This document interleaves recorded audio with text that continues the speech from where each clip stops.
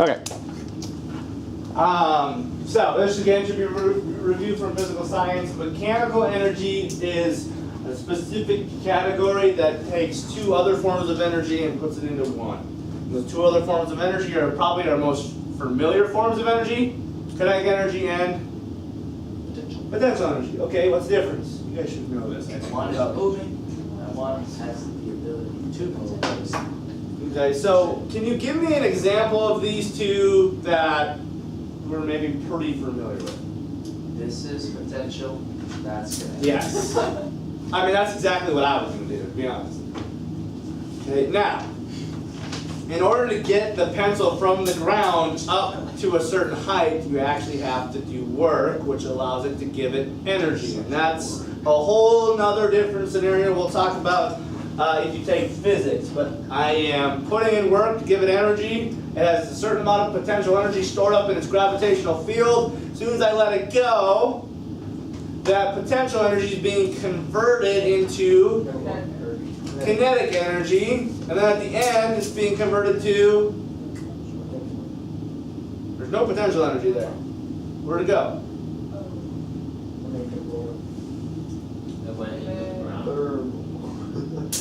Sound energy.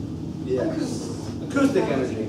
Now, that's probably not the only, there's probably due to the hitting of the ground, there's probably some friction that causes some energy to be transferred as heat or be due to a little bit of deforming. I don't think there's probably a ton with this, but there's probably a couple other small energy losses in a different form, but most of it's going to sound. Okay, so kinetic energy, energy of motion. Potential energy is energy of position, and you should really also put or condition. Because there's potential energy stored up in chemical bonds, and it's based on the conditions that it's under, things like that. But most of the time, potential energy is dealing with position in relative to something. Okay, thermal energy, we'll actually talk much more about this, not tomorrow, tomorrow's quiz. We might introduce it tomorrow. Much more about this in a couple days. It's the kinetic energy of atom-sized particles as they move in random directions. So when we're talking about thermal energy, we're really talking about the kinetic energy of subatomic particles. Right now, we can't see this desk moving, but it is. It's moving because it has thermal energy in it, or internal energy. Okay, vibrating. That's weird to think about. Your chairs are vibrating underneath you, but it is. I'm just going to pop these all up. Okay, electrical energy. This is just dealing with electrically charged particles. We will not talk about much more at all about electrical energy in this class. Talk about a lot in physics. Talk about it some in advanced chemistry when we're talking about how electrons are held inside the atom. It's an electrical type of energy. Okay, electromagnetic energy. This is also known as, anyone know? What's really this dealing with? I don't think you guys will get it, but I'm just curious. Light. Do you guys know light is an oscillation of an electric field and a magnetic field and an electric field and a magnetic field and an electric field and a magnetic field? It just goes like this through the air. No, you didn't know that. I'm sure you did. But yeah, that's one of the most crazy things. Light to me just blows my mind. I have never really fully got a good grasp on light. What is fire? I was just wondering how they did that. Like, have they ever put a fire in a microscope? Yeah. Well, the microscope would probably burn. No, like they look And at it it would like be it's like a hard on your eyes since you're magnifying the fire into your eye. What is fire? That is a great question. I'm not sure I can answer that. Yeah, I'm not sure I can answer that. energy. It's an energy transfer. It's an energy transfer in the form of heat. It's the energy transfer in the form of light. And it's taking potential energy stored up in bonds of wood or chemical bonds stored up in whatever it is that you're burning, and it's transferring it into a form of kinetic energy. You know, light moves, right? Heat, you feel it, it moves. Okay? So I can't answer that completely. Chemical energy, potential energy stored up in chemical bonds. Okay, and we will talk much more about this in chapter 13. This is really where the chapter where we really hammer energy conversions, going from when chemical reactions occur, why do they occur, what happens with the energy when it occurs, and things like that. So we'll get more into that. And nuclear energy is when you got a big boom, when nuclear breaks apart.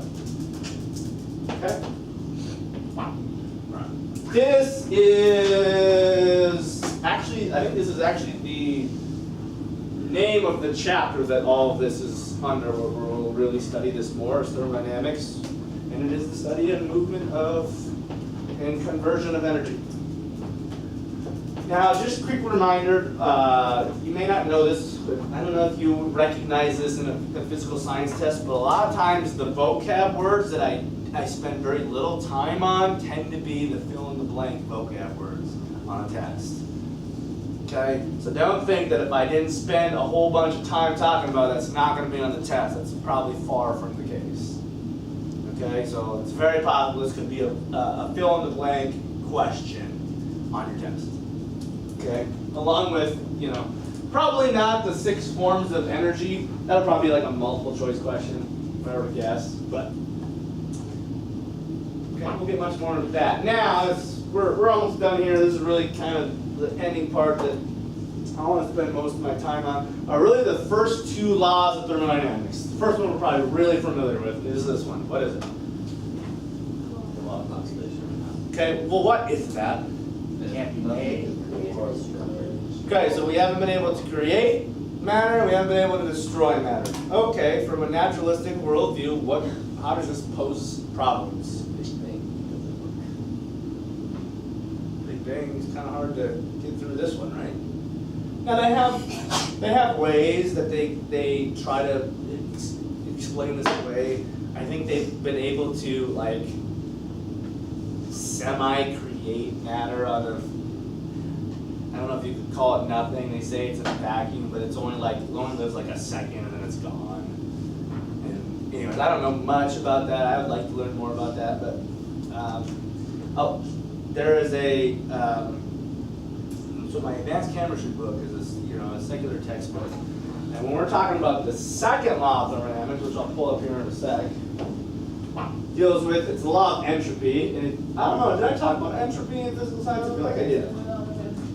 Okay, so entropy, yeah, this is kind of a weird concept. It's really loaded. But entropy is the measure of randomness or disorder of a system. How do you measure disorder? Great question, right? Not easily. You have to have a standard and measure from in comparison to a standard. But the second law of thermodynamics is really interesting. Okay, so we said entropy is really disorder, randomness. Okay? All natural processes tend towards the highest entropy state, which means the most disorder, and minimal usable energy. So what this simply says is naturally everything seems to go towards a state of what? Disorder. It's never the other way around. In fact, the secular textbook says we have never ever seen something naturally go from disorder to order. I mean, it says it right in the secular text. Never seen it. So, we once were what? Little like fish, and then eventually now we're these really well-ordered human beings. Oh man, that's just, I don't know. I mean, just think, 1 and 2, I mean, I'm sure they have their ways to try to rationalize them away, but man, I feel like if someone's talking about evolution, all you need to say is, well, what about the first and second law of thermodynamics? And then they're going to have to probably pull out their bag of tricks if they're going to try to rationalize those 2 things away, right? And those are 2 pretty big things. For all of time that we can remember, these things have been kind of set in stone.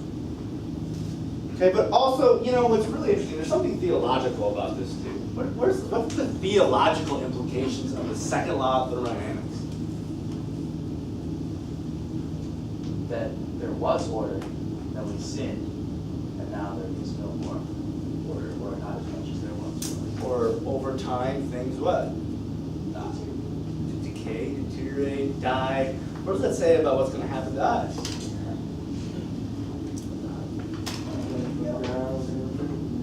Eventually we're going to get old and wrinkly, and we're going to eventually what? Death is inevitable, guys. So the question is, what's going to happen when you die? You rationalize that in your heart? What's really going to happen when you die? Not, oh, I believe in this, kinda. My parents believe in this, so, you know. I say it, but I don't really live it. Time's running out, right? And we don't know whether we will be blessed with tomorrow, will we? I'm not saying we're going to get raptured. And we just don't know. You could die like that. Every breath that you guys have is a gift from God. So another big question then is, okay, you are a Christian. Let's say we're all in here Christians. Now that might be a stretch for me to assume, but let's say we all are Christians. Another implication, theological implication of this is time is what? That's kind of a big question. Time is running out. So as a Christian, what are you using your time to do? Is your time used to kingdom build? Or is your time, I gave that up. I gave that up for that very reason, believe it or not.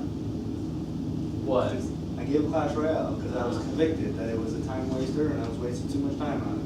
What is it for you? Is it Netflix? Is it sports? Is it, you name it. Too much homework? I mean, I get it. Can't really work your way around that. But the point here is, guys, if you're not a Christian, you should be very scared that time's running out and what's going to happen when I die. And if that's you and you're unsure, don't waste another minute. I'll talk to you. Anybody in this school will talk to you probably about it. All the teachers, administration, you've got a plethora, I love that word, of people that will, want to share this with you. Evan! What? What you doing? I was reading my notes. Okay. And those of you who are Christians, I would just challenge you. This summer, I had to take radical action in 2 areas of my life against of sin in my life. And one of them was, I think, the sin of wasting my time playing Clash Royale. Personally. Now, that was the Holy Spirit convicting me, like non-stop. Me just saying, I'll do 15 minutes a day, God. Just give me 15 minutes a day. Well, I couldn't do 15 minutes a day, just to be honest with you. I kept rationalizing, and the Spirit was just pounding me, man. It was just pounding me like crazy. There's something in your life that if the Spirit's not pounding you on it, but you remember it pounding you on it at one point, you've probably been desensitized to it. AKA, you can't hear the Spirit anymore. That's a dangerous place to be.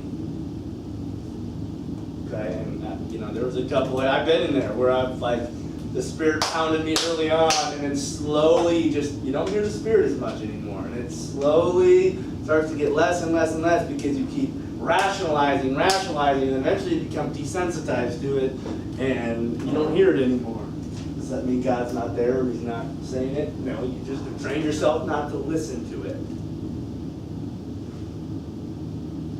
Okay, I know this is a big convicting session, but I'll be honest, there were 2 areas of my life I had to just radically change. And I've had so much joy since. It's been amazing. So, anyways, time's about up. So all I have to say then is this. Science is pointing us to this idea